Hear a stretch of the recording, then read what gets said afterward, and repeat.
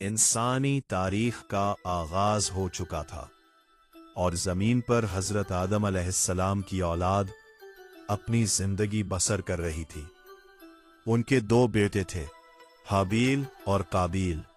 हाबील नर्म दिल, नेक और अल्लाह का खौफ रखने वाला इंसान था जो भेड़ बकरियां पालता था, जबकि काबील मिजाज का सख्त, जिद्दी और अनापरस्त था जो खेती बाड़ी करके अपनी गुजर बसर करता था। एक वक्त ऐसा आया जब अल्लाह की तरफ से इन दोनों का इम्तिहान लिया गया और इन्हें अपनी मेहनत की कमाई में से अल्लाह की राह में कुर्बानी पेश करने का हुक्म दिया गया।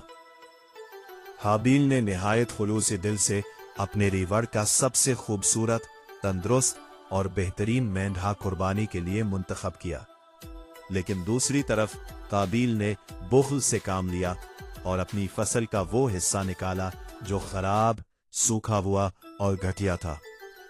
दोनों ने अपनी कुर्बानियां एक पहाड़ पर रख दी और इंतजार करने लगे। इस वक्त कुर्बानी की कबूलियत का निशान यह था कि आसमान से एक आग आती और उसे खा लेती।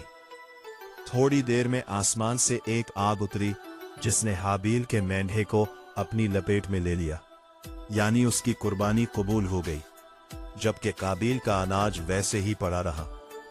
अपनी कुर्बानी रद्द होते देखकर काबील का चेहरा गुस्से से काला पड़ गया और उसके दिल में शैतान ने हसद की आग भड़का दी। उसने अपने भाई से कहा कि मैं तुझे जरूर कत्ल कर दूंगा क्योंकि तेरी कुर्बानी कबूल हुई और मेरी नहीं।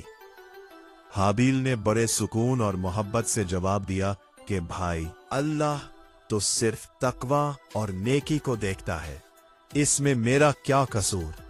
अगर तू मुझे मारने के लिए हाथ उठाएगा तब भी मैं तुझ पर हाथ नहीं उठाऊंगा, क्योंकि मैं अल्लाह रब्बुल आलमीन से डरता हूं।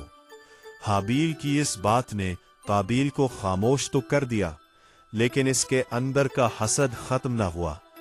एक दिन जब हाबील जंगल में अपने जानवर चरा रहे थे और थक कर एक दरख्त के साए में सो गए, तो काबील वहां पहुंच गया। शैतान ने उसे उकसाया और काबील ने एक भारी पत्थर उठाकर पूरी ताकत से अपने सोते हुए भाई के सर पर दे मारा। हाबील वहीं शहीद हो गए और ये जमीन पर इंसानियत का पहला नाहक खून था। अदल करने के बाद काबील को सख्त पशेमानी और घबराहट ने घेरा। उसे समझ नहीं आ रहा था कि वो अपने भाई की लाश का क्या करे। वो कई दिनों तक मैयत को कंधे पर उठाए फिरता रहा, यहां तक कि परिंदे और दरिंदे लाश के गिर्द मंडलाने लगे। तब अल्लाह ताला ने काबील को तरीका सिखाने के लिए 2 कव्वे भेजे जो काबील के सामने आपस में लड़ने लगे।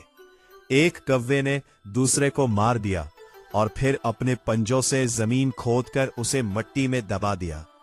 ये देखकर काबील ज़ारो कतार रोने लगा और पुकार उठा कि अफसोस मुझ पर, क्या मैं इस कव्वे से भी गया गुजरा था कि अपने भाई को दफन कर पाता।